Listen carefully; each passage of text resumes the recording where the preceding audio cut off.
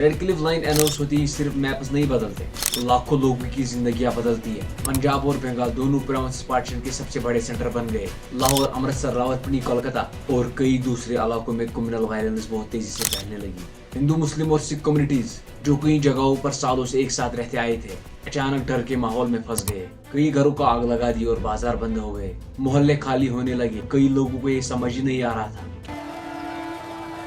समझ नहीं आ रहा तुम पर भरोसा करूं या नहीं।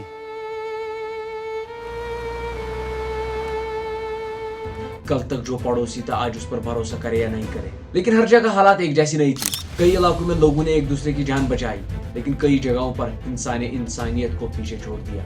अब लोगों के पास सिर्फ दो चॉइसेस थी, या तो रुकना या सब कुछ छोड़कर निकल जाना। लाखों फैमिलीज ने अपने घर, अपनी जमीन, अपनी दुकान और अपनी यादें सब कुछ पीछे छोड़ दी। अंदाजा लगाया जाता है कि 1.5 करोड़ लोगों ने सरहद के दोनों तरफ माइग्रेशन की। ये हिस्ट्री की सबसे बड़ी फोर्स्ड माइग्रेशन में से एक है। रेलवे स्टेशन पर भीड़ ही भीड़ थी। लोगों के पास सिर्फ उतना सामान था जितना वो अपने कंधों पर उठा सकते थे।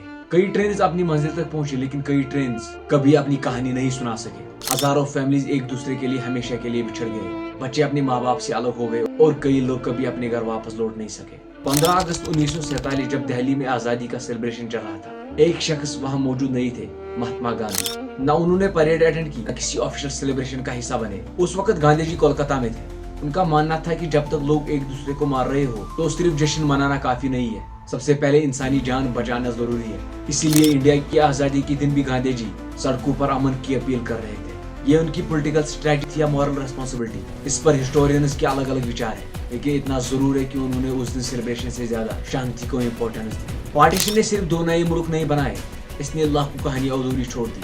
कई लोगों ने अपने माँ बाप खो दिए और कई बच्चों ने अपना बचपना खो दिया। आज भी इंडिया पाकिस्तान के कई घरों में 1947 की यादें जिंदा है। पुरानी तस्वीरें, पुराने कागज और वो कहानियां जो एक जनरेशन को दूसरी जनरेशन तक पहुंचाती रही है। लेकिन इस बात पर सब लोग सहमत है कि लाखों लोग इस हादसे से डायरेक्टली और इनडायरेक्टली इफेक्ट हुए। 1947 का पाचन हिस्ट्री का एक चैप्टर नहीं, ये एक रिमाइंडर है कि पॉलिटिकल डिसीजन का सबसे गहरा असर आम लोगों की जिंदगियों पर आता है। इंडिया और पाकिस्तान दोनों ने आजादी हासिल की, लेकिन उस आजादी की कीमत लाखों फैमिलियों ने चुकाई। आज लगभग 80 साल बाद भी पार्टीशन को समझना सिर्फ हिस्ट्री पढ़ना नहीं, बल्कि उस दर्द को भी समझना है जो सरहद के दोनों तरफ महसूस किया गया।